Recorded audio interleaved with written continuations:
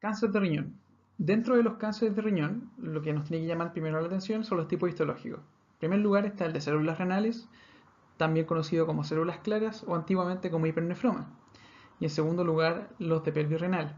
Que recuerden, la pelvis renal tiene un epitelio que se llama de transición, que es el mismo epitelio que comparte con el uréter, ¿ya? O los uréteres y vejiga, ¿ya? El mismo epitelio. La clínica de un cáncer de riñón es una triada, que es esta: masa palpable, hematuria y dolor. Con eso presente, uno debería hacer un estudio ecográfico en primer lugar para buscar una masa renal o un tumor sólido. Si tengo un tumor sólido, le pido un TAC. El TAC tiene que ser con contraste, ¿ya? ¿Para qué? ¿Cuál es el objetivo de este TAC? Es buscar en el fondo el tumor, confirmarlo y etapificar al paciente, ya que si hay compromiso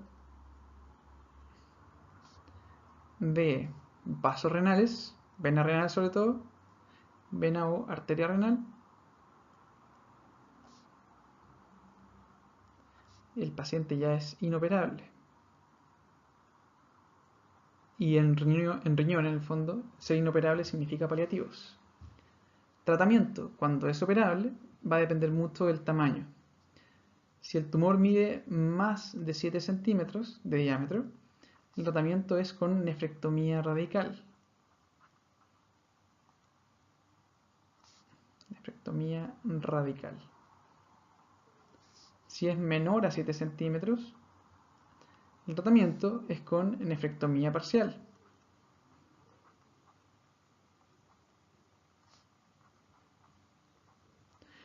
Y si el tumor es un cáncer de pelvis renal, si es pelvis renal,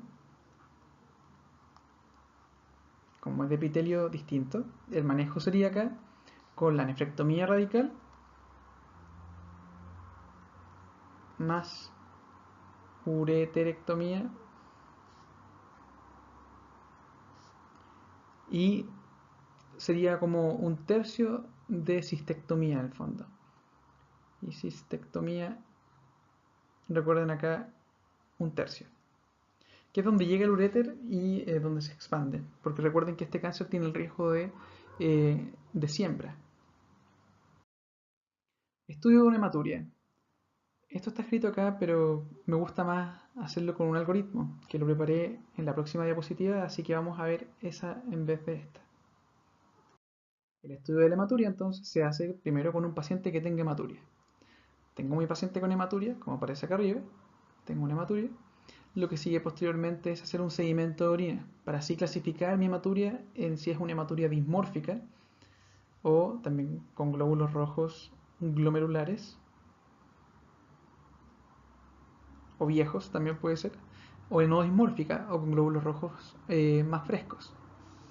Si es una hematuria dismórfica, corresponde a una glomerulonefritis, ¿ya? Y esto lo vamos a ver en nefrología con más detalle, o en el fondo es simplemente el estudio acá más inmunológico de función renal.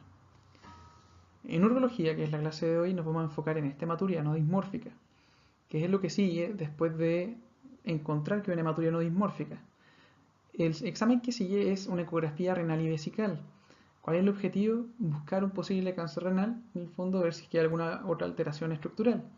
Si es positivo la ecografía renal y vesical para una masa renal, se estudia con un TAC, como ya vimos en el cáncer de riñón anteriormente. Si sale negativa, se estudia con una cistoscopía, ¿ya? Y en el fondo, si una cistoscopía la realizan ustedes y ven un cáncer, un posible tumor vesical, se estudia ahí recién con una biopsia, ¿claro? Entonces, si es negativa para tumor renal, cistoscopía y hay que poner acá más biopsia. Ese es el estudio de una hematuria. Por favor, siempre bien ordenados. No salten de inmediato la ecografía o la cistoscopía. Si es que no tienen seguimiento, eso es lo que hay que estudiar en primer lugar, aunque la hematuria sea macroscópica, ¿ya? No lo olviden. Cáncer de vejiga. Factores de riesgo de esto en general son el tabaquismo o alteraciones genéticas, o exposición a otros, se podría decir, a otras, a otros factores de riesgo que produzcan daño endotelial. y esto no se refiere como exposición solamente a tabaco, sino que a sustancias, ¿ya? O componentes laborales a veces, o algunos químicos que pueden provocar más cánceres de epitelio. El tipo histológico es el tipo histológico ya mencionado en riñón, que es el epitelio de transición, ¿ya? Transicional. Claro. El estudio de un cáncer de vejiga es el estudio ya mencionado en hematuria, ya mencionado en hematuria. Y el tratamiento de esto es en general dependiendo mucho de lo que resulte en la biopsia. En la biopsia nos puede resultar que el cáncer es incipiente o que esté avanzado. Incipiente es que no invade más allá de la muscular de la mucosa. Y en este caso en particular, el tratamiento es con resección transuretral, RTU, más en el fondo instilación con BCG, ¿ya? Con BCG u otros quimioterapéuticos. ¿Claro? Si es avanzado el cáncer, en el fondo lo que se puede intentar hacer, antes de que sea paliativo, es una cistectomía radical. Y aparte de esto, más en el fondo acá, una neovejiga. Neovejiga de ilion. ¿Claro? Cosas importantes a saber. Cáncer de pelvis renal y uréter, y bueno, esto ya lo vimos. Tipo histológico, transicional. La clínica va a ser hematuria principalmente. ¿Ya? Hematuria, si es de pelvis renal, masa palpable y fiebre. El estudio se realiza igual que lo anterior, igual que el estudio de hematuria. Estudio de hematuria. Y el tratamiento o manejo, ya lo vimos en el fondo. El manejo va a ser nefrectomía radical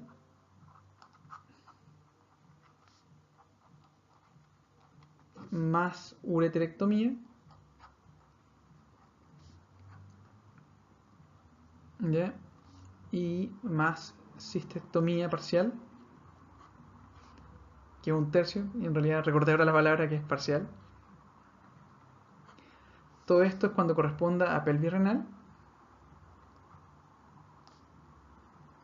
Y si el caso es un cáncer de uréter nada más, ureterectomía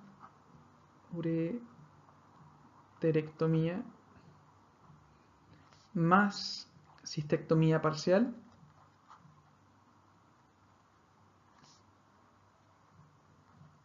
si corresponde solamente a un cáncer de uréter.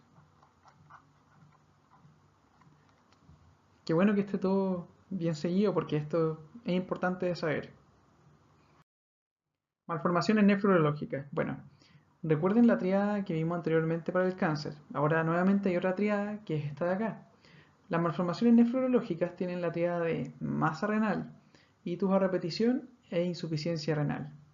También podrían presentar hematuria por si acaso y otras cosas extra. El estudio en general para una malformación nefrológica se hace principalmente con una ecografía y muchos pacientes nacen con este diagnóstico antenatal, ¿ya? De forma antenatal. Otros no, ¿ya? Por si acaso, sobre todo las que son más pequeñas, principalmente de implantación del uréter en la vejiga. Estudio a realizar frente a una malformación nefrológica sería con ecografía.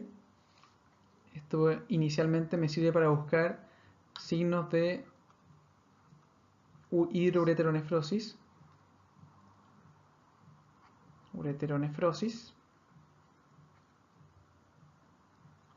Segundo lugar, una uretrocistografía retrógrada que me sirve para diagnosticar un posible reflujo vesicureteral.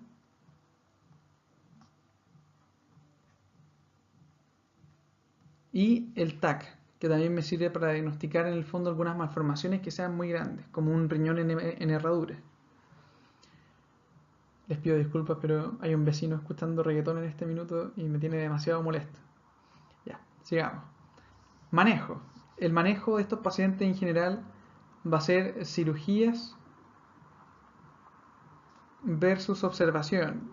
Todo va a depender de la gravedad que tenga el paciente, ¿ya? Claramente, si es que tiene falla renal, ahí el tratamiento sería el manejo de la insuficiencia renal. Pero eso lo vamos a ver en nefrología. Testículo no palpable. Hay varias causas acá. En general, la más importante de todas corresponde a la criptorquidia, ¿ya? Junto con esto, también se encuentra el testículo ectópico y la genesia testicular. La criptorquidia puede ser normal y a veces esperable. Lo normal es que no pase más allá de 18 meses, ¿ya? Entonces, ¿cómo estudiamos a estos pacientes? Lo primero que hay que hacer es una ecografía inguinoescrotal. Si es que esta ecografía inguinoescrotal me muestra el testículo, diagnostico una criptorquidia, ¿ya? Si positiva, tengo criptorquidia. Si sale negativa, me voy al segundo punto, que sería la laparoscopía exploradora, ¿ya? Y en este caso voy a ir a buscar un testículo ectópico. Esa es la conducta. Manejo, en el caso de criptorquidia, si es que la presenta en el fondo, recuerden que puedo esperar hasta máximo 18 meses, ¿ya? En general, en la mayoría de los lugares aparece máximo un año, pero se espera hasta los 18 meses como máximo para operarlo. Por eso les puse el corte máximo. Si es un testículo ectópico, si tiene 2 meses de vida y no se encuentra en el canal inguinoescrotal, se saca, ¿ya? Hay que hacer una laparoscopía exploradora siempre. Bueno. Testículo retráctil y el ascensor son diagnósticos diferenciales de criptorquidia, pero no pertenecen al grupo de testículos no palpables, son como parte. La causa que en general de estas patologías va a ser hipertonía del cremáster, ¿ya? Puede ser una hipertonía transitoria, que es el caso del testículo en el ascensor, o mantenida, que es el caso del cremáster, ¿ya? La clínica es la siguiente. Imagínense lo siguiente: testículo en el ascensor. El testículo en un ascensor es un testículo que está en el escroto, ¿ya? Se encuentra en el escroto, pero que cuando el médico ya lo estimula, o cuando la mamá del paciente o el paciente lo estimula, el testículo sube porque hay una hipertonía transitoria, pero luego baja, desciende solo.